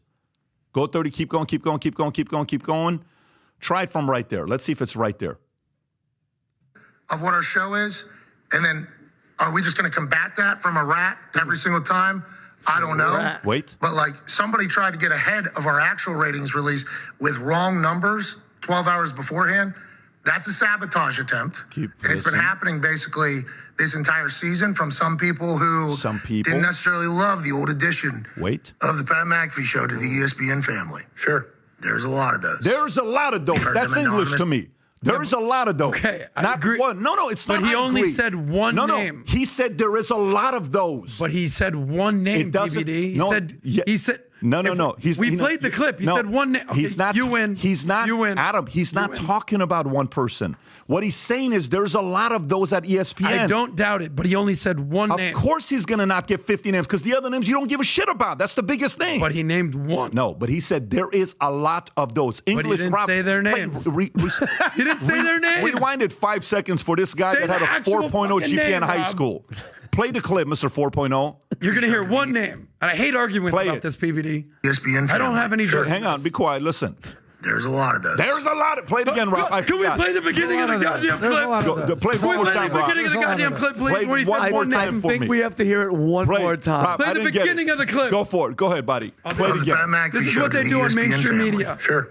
There's a lot of those. There is a lot of those. Oh my God, it's plural. Okay. It's plural. Sorry, Pat. I got to hijack the show. Play the clip from the beginning, Rob. Stop it. He said one name, PBD. Can we move on? You Can think we I move have on any? with No, that? Tom. Shut your One mouth. thing, move on. One thing. Let's continue. ESPN had 98 million subscribers, now at 73 and dropping. Unbelievable. This time a year from now, the subscriber number will start with a 6. This is censorship. And it's so good. It's so great. ESPN is doing so well. Disney's trying to sell it to the first person that'll buy it. Tom, stop brown-nosing PBD, okay? I'm not brown-nosing. He's giving you facts, buddy. That's facts. Okay, I'm going to read the article. I have to, because you won't play the clip. Because you don't want to prove me right. Play. No, wait a minute. Prove you right what? You said he's only talking about one person. I said he only said one name. The entire organization. PBD. Do you realize, what's your point though? Are you saying like one name versus plural? Yes. You're saying only one person doesn't like him there? I'm saying there's probably more, but why did he single out one person? Because he's the head Why do I even know this name, Norby Williamson, right now? You're right. A guy now, who I've never heard of. Adam, are you saying he didn't say that there's more people at the organization that don't like him? I'm saying he did say okay, others, no. but there's a reason that he said one name. Okay. There's a reason he said because Norby it's Williamson. the biggest head executive he's calling out. Okay. But there's a lot of people who don't like him there. And it's not a good feeling when you go to work and you know a lot of people don't like you and what you stand for. And that's not sustainable long term. For a person who is a free-for-all guy that has proven to the market that he's the best at what he does, okay, ahead of Stephen A. They paid him more than they pay Stephen A. Straight up? Yes, Stephen A. doesn't make his kind of money. They're about to give Stephen A. his contract. Stephen A. still only makes $8 million per year. Okay, $12 million per year. Yeah, they pay McAfee more than they pay Stephen A. Think 15. about that. So the market is saying McAfee is better than Stephen A. getting eyeballs. Okay? Stephen A. is going to get paid, though. Stephen A. should get paid, but, I mean, I have a whole different opinion with that. We're not going to get into that. Okay, let's go next year. Which do we want to go into? The Jimmy Kimmel story, since we were already discussing it. You're talking about the late night. We only have 20 minutes, and I don't want to go. I will give 3 minutes to the story, and that's it. And you got only 30 seconds on this story. I'm going to come to you last. Okay? I'm going to the bathroom. I'm in trouble right now because I'm arguing with PBD. Because you're ranting for 5 minutes, and we can't get to the next story. Because no one else does that. Watchdog finds 81% of all political late-night show jokes in 2023 targeted conservatives. A study by Media Research Center found that 81% of all political jokes on major late-night comedy shows in 2023 targeted conservatives. The study analyzed 9,500 jokes, political jokes, from 6 major late-night shows, revealing a significant bias against right-leaning subjects amongst the analyzed shows. Jimmy Kimmel Live, the highest rate of anti-conservative jokes, 88% of its 2,215 political jokes. Damn. Targeting conservatives. Stephen Colbert's show came in second with 86% out of his 1,918 jokes, followed by Seth Meyers at 84% from his 2,445 jokes, all anti-conservative. The Daily Show was at 78% of its 1,277 political jokes, targeting conservatives. Jimmy Fallon's show had a more even split with 66% of its 1,416 political jokes directed at conservatives. James Corden's shows, which ran for only 4 months in the year, had 54% of 245 jokes. Go ahead. What are your thoughts on this wonderful story? Nobody's shocked. I haven't listened to late night comedy in forever. There's a reason that Greg Gutfeld's show, who's the least funniest comedian on TV, is the #1 late night show. There's a reason, because when you pander to half the country, it's not a smart business move. Vinny, you know this. The whole point of comedy is misdirection. Yep. You don't see it coming, okay? When you're predictable and everyone's like, did you hear what Trump did the other day? It's a threat to democracy, ha, ha, ha. It's like, we know it's coming. The whole point of misdirection. How many people come up to you and say, Vinny, that fight you and Adam almost got in, bro? You got me. Because they actually thought we were going to fight. Next thing you know, we're walking with a birthday cake for PBD. Yep. But if you're just fighting Trump every night and you're predictable, you're no longer funny. They haven't been. But my thing is, they haven't been funny to begin with. At least like David Letterman, it was back and it was forced. It was Jay Leno. Everybody was fun. They're obviously bought and paid for. It's a political activist move. Bro, if you think about it, would you ever have thought that these pieces of scum would be having vaccine dances where they're like, hey, bro, shove this experimental drug in you and your kids and your family, and it's an agenda, bro. It's an agenda. It's not funny. It's unwatchable, and we're seeing it. Like you said, when you sign up for this, these guys all hang out with these same elites. They're all hanging out with. I saw them in New York with Chuck Schumer and all these guys. Look how embarrassing, bro. Look how these are not comedians. By the way, I'm tired of people using that word loosely. He's not a stand-up comedian. He's a personality, and look at that shitty personality, bro. Bought and sold and soulless people that are trying to make America laugh. And by the way, that audience, they pick up applause signs and they go, hey, laugh at this. You have to laugh at Tom, this. what do you think about this, Tom? I think it's completely unsurprising. And regardless of how these comedians feel, they are playing to the narrative of the network that employs them. And so that's what I think. This is completely unsurprising. America needs equal time. America wants equal time. Love or hate Fox News, it was providing equal time. Rush Limbaugh, one of the greatest monologues of his program, I remember when he gave similar stats. They're saying this on this radio station. They're saying that on this radio station. Saying this on this radio station. And now they want the Hush Rush Act on Capitol Hill. I am equal time. And it was a bold statement, but he was right. He says, I am equal time. You want equal time because you don't like people listening to me? I'm outnumbered. I am equal time. And this is unsurprising to me. And you know what?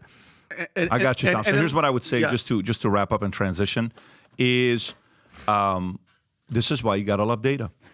How awesome is it that data reveals everything? You can get angry as much as you want, Mark Cuban, at data with DEI, but out of 21 seasons, when Guardian wrote the paper, 15 of those 21 seasons, you led the whitest team in the NBA, and then the last 2 years you owned the team until you sold it. So that means, whatever numbers you want to give it, 75% of the time you had the whitest team in the NBA. Mr. Mark Cuban claims DEI, then goes and hires a female black president for the Dallas Mavericks just to kind of a virtue signal to the marketplace. Numbers don't favor you. I went into, what is that, Gloria Allred? You know, that lawyer that's the goat of sexual harassment lawsuit? Yeah, she's the girl. I went and interviewed her in her office, and she starts saying, are you a bigot? Are you this? Are you that? I said, how many of your employees here are women? Well, did you see my front desk clerk? I said, I looked at all your partners on the wall. They were all men. Do you have any female partners? She changes the subject. Data sucks. Yeah. Data sucks. Data reveals everything. Data shows. Good, bad, ugly. Okay? When we sit there and we're like, dude, by the time I'm like, Mario, we've had this 2 or 3 times we've done this. Mario, the last 100 videos we've done, we're not getting eyeballs. Okay? Well, we got to change. The show sucks right now. This was, 3 times we went through when we took a break at, 80,000 subs and at 450,000 subs, and we took a break at a million subs. I'm like, dude, I'm doing so many different things. I'm running so many different, I just don't have the bandwidth right now. Let's take a 3-month break. We come back, we improve the show. Data never, ever lies. Data tells you the late night is all 50% of America can't stand the late night shows, and they're just pandering to their audience. It's what they're doing, and that's why you got to love data. So that's the best part about what I see. Whatever these guys did, good for them for taking the time to pull up the stats to see what's going on. Let's go to the next. So, by the way, within that space with comedy, Joe Coy, his monologue flops. You know what he says? It was a tough crowd. No, Joe, it's not a tough crowd. You tried to please them. You weren't a comedian. You were trying to kiss some ass, and you were afraid of giving jokes. And you know what happens when comedians are owned by the audience and you show fear. It's over. You lose, and it was felt by everybody. Exactly. We have a couple guys. We wanted this guy to come and perform at the event a couple of years ago. Eventually, didn't work out. We ended up having Sebastian Maniscalco, and what do you call it? And we had Kevin Hart. We've had a bunch of different people that have come. But Matt Sapalo's a big fan of Joe Coy, okay? And he says he likes Joe Coy. Great. Because he's Filipino. Because it's Filipino. No problem. But you know what you saw when you saw the monologue? You were trying to pander to them. You were trying to make sure everybody liked you, and you walked on eggshells. Ricky Gervais came in and said, I don't give a shit if you want to be my friend or not. And he got hundreds of millions of views, the most viral monologue ever. So if you're a comedian and you want to know why the most viewed interview of all year on YouTube, maybe of the last 12 months, is a guy named Cat Williams. Because Cat came and dropped the bomb on Shay Shay, Club Shay Shay podcast with Shannon Sharp. Can you go to the podcast to see how many views Cat Williams got? It's go to like Cat 35 million. I don't know how many views. It's a 2-hour and 46-minute podcast of which you watched twice, I watched right? twice. Just go to YouTube and see how many views. No, I just want to see how many views it's got. What's the number right now? Wait. That's a short. No, that's a short. Go to the full video. Go on that. I'm telling you, it's like over 30 million. 37 million I'm telling you, it's views. insane. 37 in how long? million views in 5 days. That is. You know why? But by the way, you know why though? Because Cat didn't give a shit. Yeah. And if you're a comedian, you're going up there trying to please the world. Yeah. You get the kind of ratings that you get. First of all, I mean, Joe Coy, amazing human being, a really good friend. I'm curious. Do you think it because of what Ricky Gervais did, Pat, like shit on everybody? Now they have to see everything that you joke. They want to know all your jokes and all your stuff. If and they you have to did agree that to him, if they did that to him, you're not a comedian. So you're saying he should have just been like, no, I'm not going to do it. If they did that to him, you're not a comedian. God. Wow. If they did to you, I don't see you as a comedian. I see you as a host, not a comedian. You're a host. If you're worried, like when what's his name got up there and Peyton Manning is a better comedian at ESPYs than Joe Coy. Peyton Manning's monologue was 10 times better than Joe Coy's monologue. Peyton Manning got up and said, you know, the women's swim team or soccer team is doing so good right now that Kevin Durant is asking for a trade. He doesn't give a shit. Yeah, and you're like, oh, shit. And then he go into the next person and the next person and the next person. That's a comedian. Yeah. But Joe Coy was afraid to make people feel uncomfortable. Even the joke he took, the shot he took at Taylor Swift, he was hesitant about it. Weak. You just don't do that as a comedian. Go for it and light it up. Next story. All right, so here's what we're going to next. DeSantis, some politics story here for you. Is DeSantis going to drop out of the race on January 15th? Okay? This is The Hill, page 10. All right, let's see what's going to happen here. So two well-informed sources within the DeSantis campaign suggest that if the governor loses Iowa caucus to former President Donald Trump on January 15, he might drop out of the race that night or make his announcement the next morning despite campaign denials. Furthermore, these sources speculate that DeSantis may very begrudgingly endorse Trump for president, following a trend of Republican politicians supporting the clear front runner, as evidenced by recent endorsement from House Majority Whip Tom Emmer, Majority Leader Steve Scalise, and Speaker Mike Johnson. DeSantis' declining poll numbers, coupled with the potential for more endorsements and financial support for Trump after Iowa, could significantly impact his decision. Adam. Well, look, here's my message to Ron DeSantis. Look, I think it's time for a reboot. You got to get out there and, you got to get some boots on the ground. You got to get out there and you got to get your people out there. I know that he sort of bootstrapped his campaign and he basically he got lobbyists out there doing his thing. But at this point, Trump is not shaking in his boots. And unless he gives some sort of uplifting message and gets Trump back on his heels, nothing's going to change here for Ron DeSantis. So, unfortunately, what's going to happen? Unfortunately, I think Trump is going to take his boots and he's going to walk right all over you. So that's my message for Ron DeSantis. I think it's over. I detect a theme here from Adam. Yeah. It's boots are made for walking, Tom. I shot a sketch yesterday about him, by the way. Look, there's two things happening in every election. The closer you get to the real election, those who are unable to step up, stand taller, and mount a challenge, back off and usually break along party lines and support the front runner. That's usually what happens. Yeah. And it appears to be that the leaks are coming out. We've tried, we've done all this, but if we really get a whooping and there's no path to go forward, maybe win the next state, which is, the New Hampshire and South Carolina and all that, and get into Super Tuesday, then the question comes from everybody, including the RNC, good friend Rana. What are we doing with this money? Are we just going to burn this money trying to fight each other? Or are we going to get behind somebody and go win a main election? I think that's what's happening. And also, isn't it interesting? Yes. That after standing on the sidelines, Washington's major groups are breaking for Trump because these aren't just random guys. House Majority Whip Tom Emmer, Majority Leader Steve Scalise, Speaker Mike Johnson. This isn't like three guys from Colorado said, hey, Trump, we've always been with you, always here. The major sections of the party and its leadership are moving toward the reality of the polls and Trump, and this is swinging. This is swinging on a Supreme Court decision with the arguments February 8th, and you're getting a decision out of that probably 2 weeks later. Things are starting to heat up. Tom, what's that word right there? Begrudgingly? What does that mean? DeSantis may very begrudgingly endorse. Not happy to do so. It goes like this. If you want the car keys to go out on your date this weekend, you will walk in and apologize to your sister. Exactly. So you begrudgingly go into your sister and say, I'm sorry. Yeah. So which would be interesting because, we talked about this way back when this all started. If he drops out, would Trump consider having this guy as a vice president, which I think he should have done from the beginning, not run. But then this all leads into everything that's heating up, everything that's happening right now, Tom, like especially with Barack Obama. Did you guys see this? He's starting to panic as well. The article, Washington Post, said that he grew animated. We all know that means he's probably cussing and throwing a tantrum in discussing the 2024 election with former President Donald Trump's potential return to power. He raised questions about the structure of Biden's re-election campaign. He discussed the matter directly with Biden and told him that his aides and allies of the campaign need to be empowered to make decisions without clearing them with the White House. This is a Washington Post. Did you translate that?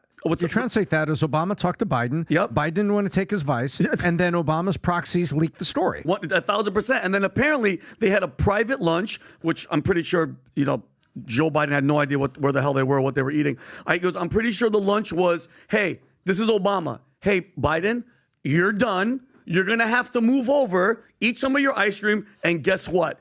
We're going to have to make a change. And I think you know what that change is going to be? Roger Stone predicted it with us almost 2 years ago, Michelle Obama. Michelle Obama was on Jay Shetty's podcast. Do you have that clip, Rob? Yesterday. And you know what? Just to give you guys a little thing, she said Patrick, this is really scary and sad.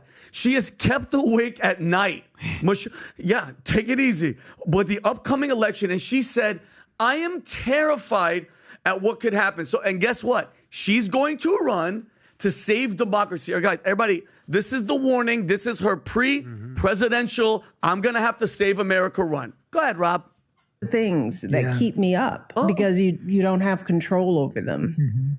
And you wonder, where are we in this? Where are our hearts? What's going to happen in this next election? I am terrified about what could possibly happen. Her hands are huge. Because our leaders matter. Who we select, who speaks for us, who holds that bully pulpit. It affects us in ways that sometimes I think people take for granted. So notice the timing. Right? Biden having a meeting with Obama. Obama's panicking. And then she does this. It's all a set plan. And because I'm telling you, I'm warning you guys, the Gavin Newsom, Michelle Obama presidency is scary as shit. And by the way, good old Gavin. What have you heard from Gavin in 2 weeks? No, guess where he is? You guys don't know where. He's with Bill Clinton in Mexico. They were just spotted together in Mexico. Guys, so we're heating up. What are the chances you think she runs? Now, great question. I want to know, what are the Vegas odds right now? Because we did this. I want to know your odds. My odds of her running? Yeah. 75%. Okay. What do you think, Adam? I'm being genuine. Who do you think the left's going to have? How about this? You want to have a little fun? Well, we already have a bet. Well, let's see if she moved up. Michelle moved to 25-1. Kennedy, I don't believe. Well, by the way, of him winning, this is not a great Vegas odds. What? We already have a bet. What's our bet? We have a bet whether Trump is going to go on Rogan's podcast. Before How much is the bet? $500 before the election. So you want to put another $500 that Michelle Obama runs? I won't do. I'm at 75%. Well, he says yes. So what do you mean? That means I'm at 25%. You have the odds. Well, I say I don't think she's running. Are you going to give me odds? Are you going to give me like 3-1? It's not a $500 bet, bro. What are you doing? You can't even do the math. You got to take 4-1 number. Yeah, 4-1. I'll take. Why am I going to go straight up with you? To his 400. Yeah, well, Pat, look at this. Look at this. 25-1. Why am I going to just bet straight up when the Vegas odds give me 4-1? You just said 25%. No, if you give me 4-5. How about this? Rob, we'll do a $500 bet. Okay? If Michelle runs, I give you $1,000. If she does not run, you just give me $500. No, that's not. By the way, this is a 25. I'm not going. By the way, while you guys are going back, you guys can talk about this afterwards. What I can tell you is Michelle's 25-1, Newsom's 10-1. Yeah. So what this is telling you right now, if they do anything, Newsom's the one that they have on this list. Okay, if they do anything, Newsom's the one that they have as a favorite to do that. And by the way, while you're going through the story, let me kind of go into this next story. Yes, sir. Biden will pull out of the presidential race, according to J.P. Morgan. not anybody. This is J.P. Morgan saying strategist Michael Cembalest predicts, he's a strategist at J.P. Morgan, that President Joe Biden will withdraw from 2024 presidential election race between Super Tuesday and November due to his low approval rating of 37% compared to Donald Trump's 59% in terms of handling the economy, as well as concerns about his age, with 71% of pollsters considering him too old. Michael, the strategist, foresees a significant boycott of driverless cars, especially following safety issues. Rob, what does that story have to do with this? The second part. He's making predictions. Yeah, I have the list. He's got a couple other predictions. No. He's saying that the presidency is a driverless car. Yeah. No, but by the way, this number is not a small number here, and this is not like a regular guy saying. J.P. Morgan, he's the top Morgan strategist. Chase, yeah. He compiled the list. They're called the 10 surprises of 2024, and one of them is our dollar and the war in Ukraine. So he theorized Biden would drop out, like you said, Pat, on Super Tuesday, and then this is what else he said. He said the U.S. dollar remains stable. The DOJ and FTC win a big antitrust case. President Biden withdraws from November. The driverless car backlash is coming. Broadly syndicated loan losses rise above private credit losses for the first time, Tom. Argentine dollarization. Argentine dollarization will fail if implemented. Russia invasion of Ukraine drags on with no ceasefire in 2024. That's a prediction? Yeah, no shit.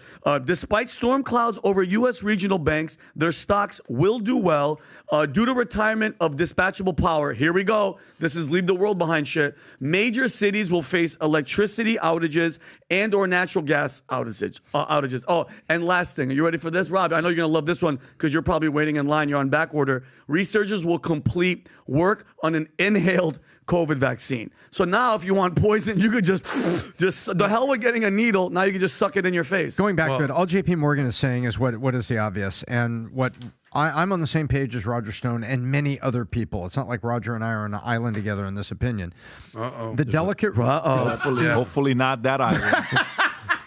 Tom, exactly. I don't know what to do. I would not even refer to island. So he never use the word island again. He says, going broke, a book by, who did you say? No, I don't know what you're talking about, Pat. And then you say an island. Censorship. So it's anyway... Go ahead, Tom. So it's...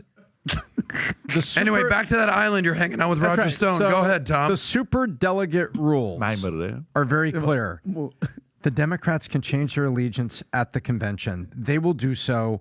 Thank you for playing. Here's your Lifetime Achievement Award, and we are voting in someone else, which is also why they're not doing a primary. Yeah. That's when it's I'll give you a 10 second. I'll give you 10 seconds. Wait. When is July? July is 6 months. Yeah, right? but Super Tuesday's in March. But I want to know Super Tuesday doesn't matter. There's not going to be a Super Tuesday in the Democrat Party. They're not doing primaries. So can I ask you guys before you finish? So we are 6 months from. We should cover it live, PBD. We should have a live coverage of the first night of voting of the DNC, because what's going to happen, the super delegates are going to come out, they're going to do this, and there it is. And then we're going to see who they vote for. Well, and right now, 10-1 says Newsom. What percentage do you give Michelle Obama, you and Patrick? If you had to, just a percentage right now, if you just had to guess, where are you at? I think Newsom's their guy, and they've been trying to make him look good for foreign policy and a lot of other things. What about Michelle? Maybe, but I think Newsom's our guy. No percentage? You don't have a guess? Give me 2%. a guess. I think I would say it's probably 70, maybe 30. Newsom, Michelle. I'm at 10%. 10% that she does run. Yeah. She Take has the to bet, Vinny. She has to save democracy, Take guys. the bet. She can't sleep at night. You don't care about her? It's an interview. It's just an interview with Jay Shetty. Look at the timing. It's not a campaign announcement. Look at the time. We're giving a little too much credibility to this guy. I know he's smart. Michael Cembalest. You've never heard of him I don't before care about today. Him. I'm going back to the... No, I'm talking about you've never heard about this guy before today. The title of this article should have been "Smart Guy Makes Predictions." This ain't JP Morgan. This ain't no strategist. It's just a smart guy making 10 predictions. Now, do I think he could be right on some stuff? Do I think he could be wrong on some stuff? Sure. But let's not, like the other guy, I forget his name, but Pat, you remember his name. He's like, the economy, 90% recession. Harry Dent. Yeah, fuck you, Harry Dent.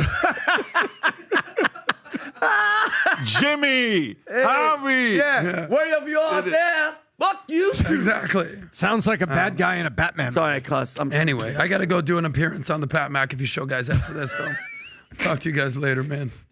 Oh, man. All right. So there you have it, guys. A lot of crazy stuff that we just talked about here. By the way, one last thing here, Rob, if you want to pull it up. Manek's been on fire last week.